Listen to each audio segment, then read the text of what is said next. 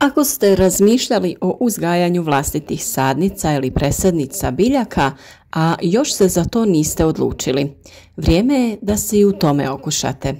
Ako ste probavali i nije bilo baš uspješno, sada je vrijeme da istražite i ispravite sve one postupke u kojima ste pogriješili. U današnjem videu govorimo o najčešćim pogreškama kod uzgoja presadnica iz sjemena. Sada je pravo vrijeme da zapratite naš kanal i pratite ovaj serijal video savjeta o uzgoju biljaka od sjemena do ploda. Naš kanal već ima dosta videa na ovu temu, što općenito, što pojedinačno za određene biljke, pa možete i tamo da se informirate. Ali sada smo odlučili posvetiti posebnu pažnju ovoj temi i detaljno vas voditi kroz cijeli proces uzgoja. Sam uzgoj iz sjemena je ujedno jednostavan i kompliciran. Kada shvatite da je to jedan proces koji mora imati određene uslove kako bi bio uspješan, sve će vam tada biti lakše. Komplicirano može zvučati samo onima koji nisu još uvijek dovoljno upućeni. Svaka pojedinačna biljka ima posebne potrebe i zahtjeva drugačije uslove, ali danas ćemo govoriti općenito o greškama koje mogu ugroziti cijeli proces proizvodnje presadnica. Sam uzgoj sadnica u zatvorenom prostoru nije težak. Na taj način možete uštedjeti mnogo novca, a i korištenjem sjemena koje ste prikupili u vlastitom organskom vrtu, sigurni ste da sjeme nije tretirano hemijskim sredstvima. Pravilnom njegom dobiti ćete zdrave i lijepe sadnice, a izbjegavanjem ovih uobičajenih pogrešaka o kojima ćemo danas govoriti, uvelike ćete povećati izglede za uspjeh. Općenito sve o uzgoju različitog voća i povrća te njihovim dobrobitima potražite na našem kanalu. Ako vam se sviđa, zapratite nas, družite se s nama u komentarima i razmjenjujte iskustva sa mnogobrojnim pratiteljima. Ostavite like, komentar ili podijelite video koji vam je bio koristan kako bi i drugi imali koristi od naših savjeta. Pa idemo redom. Prva i najveća greška koju ljudi čine kod uzgoja sadnica je prerana sjetva. Uvijek uzmite u obzir koliko će trajati razvoj biljke da je možete presaditi van i koji vremenski uslovi će je vani dočekati. Mnoge biljke ne vole hladnoću, a izlaganje hladnom zraku i hladnom tlu samo će ih šokirati, pa one postaju osjetljivije na štetočine i bolesti. Većina biljaka je spremna za vanjske uslove 4 do 6 sedmica nakon sjetve, no to ipak provjerite jer nisu sve sorte iste. Druga stvar što je vrlo bitna jeste da prije uzgoja sadnica pročitate informacije na paketiću sjemena ukoliko ste ga kupili, jer tu većinom imate obilje informacija. Prvo, oni će vam reći koliko duboko možete posijati sjeme, što je kritična informacija, i pisat će da li biljka tolerira presađivanje ili odmah treba posijati na trajno mjesto u vrtu. Tu vam piše i koliko dugo treba proći kako bi sjeme proklijalo i koliko ćete sedmica prije posljednjeg mraza posijati sjeme.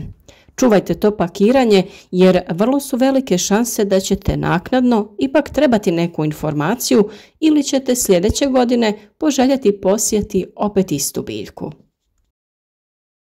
Iako se neiskusnom vrtlaru čini da će svaka zemlja poslužiti za sjetvu, to ipak nije tako. Da bi sjeme niknulo, treba biti posijano u supstrat koji mu pruža optimalnu količinu vlage. U prevlažnoj zemlji sjeme će istrunuti, a u presuhoj će se previše isušiti. Uzimanje vrtne zemlje ili one koju rahle krtice nije dobra ideja, jer supstrat za sjetvu treba biti sterilan. Za uspješan uzgoj sadnicama je potrebno puno svjetla. Smjestite teglice ili klijalište na prozorsku dasku ili koristite rasvjetu za biljke. Držite svjetla što je bliže moguće sadnicama, ali bez dodirivanja. Razmak neka bude barem 5 do 10 cm. A nakon što prve klice izbiju na površinu, biljkama je svakako potrebno od 12 do 16 sati dnevnog svjetla. Temperatura je također ključ uzgoja zdravih sadnica, jer da bi sjeme proklijalo, većina se mora držati na toplom od 18 do 24 stepena. Postoje posebne prostirke koje možete kupiti kako biste ih stavili pod klijalište, a također možete koristiti mali grijač ili smjestiti klijalište na prozorsku dasku iznad radijatora. Obavezno vodite brigu o temperaturi dok sjeme ne proklija. Nakon toga, većina tih mladih biljaka može tolerirati oscilacije temperature, ali u razumnim granicama. Kakvu god vrstu svjetla koristili, prirodno ili umjetno, trebalo bi proizvesti dovoljno topline da zadovolji potrebe biljaka. Možda najizazovniji dio uzgoja biljaka i sjemena jeste količina vlage. Budući da su mlade presadnice tako delikatne, kada je riječ o zalijevanju, vrlo je malo mjesta za pogreške. Vi želite zadržati sterilnu, srednju vlagu, ali ne i mokru. Pokrijte posude prozirnom vrećicom ili folijom dok sjemenke ne proklijaju, no kako biljka treba zrak, nakon što se pojave prve biljke, probušite nekoliko rupica, a kasnije uklonite foliju. Zalijevanje se uvijek više preporučuje odozdo, to jest kroz neki tanjurić. Dopuštajući da biljke upijaju vodu kroz rupe u teglicama, postoji manja vjerovatnost prekomjernog zalijevanja. Plijesan je najveći neprijatelj zdravih biljaka, a velika vlaga i umjereno visoka temperatura idealno su okruženje za njen razvoj. Ako malo pretjerate sa zalijevanjem i već dođe do razvoja bjelkasto-sivih prevlaka, posipajte ih cimetom i na ekološki prihvatljiv način suzbijte širenje plijesni oduzimanjem vlage. Ključ uspjeha jeste i da krenete skromno, pazite na količinu sjemena i označavanje. Održavanje odraslih biljaka ipak iziskuje više vremena i truda od same sjetve. Štapići od sladoleda i trajni marker su velika pomoć kod označavanja. Napišite naziv i datum sjetve i zabodite u zemlju. Fotografiranje uz pomoć mobilnih telefona uvijek je također dobra ideja za praćenje svega. Sjemenke su izbirljive kada je riječ o tome koliko duboko žele biti posijane. Nekima je potrebna potpuna tama kako bi proklijale, a neke više vole svjetlost. Ova informacija se obično nalazi na pakiranju sjemena. Ako nema nikakve informacije, pravilo je zasijati sjeme 2 ili 3 puta dublje nego što je njegova veličina. Za sjeme koje treba svjetlost za klijanje, najprije lagano pritisnite zemlju kako biste napravili čvrstu površinu. Zatim stavite sjeme na vrh i nježno ga utisnite, pazeći da se sjeme još uvijek nalazi izloženo svjetlosti. Hranjivo je za mlade biljke također dosta bitno. Za početak sadnice tu energiju za rast ili hranu koja im je potrebna dobivaju iz samog sjemena. Pojavom prvih listića sadnice traže sve više energije za rast, a najjednostavnije je koristiti razređenu otopinu tekućeg organskog gnojiva. Prerano presađivanje na otvoreno je za one nestrpljive veliki problem.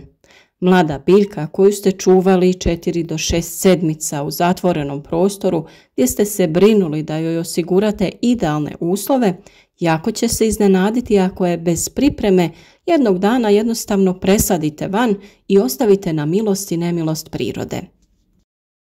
Proces prilagodbe je jednostavan, iako može biti malo dugotrajan.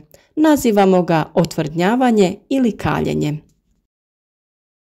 Ideja je da svoje biljke postupno izložite elementima vanjskog svijeta. Praktično to znači da svoje sadnice stavljate van svakog dana sve duže i duže tokom 6 do 10 dana, ovisno o vašem strpljenju, temperaturama i naravno krhkosti vaših sadnica.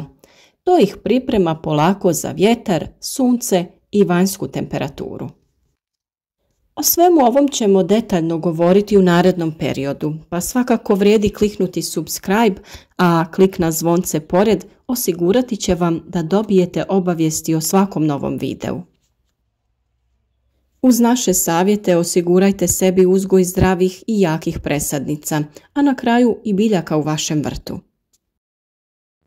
Pratite naše savjete svaki dan i nemojte propustiti ni jedan važan korak. Naš rad podržite sa lajkom i podijelite video na vašim društvenim mrežama kako bi i drugi imali korist od naših savjeta.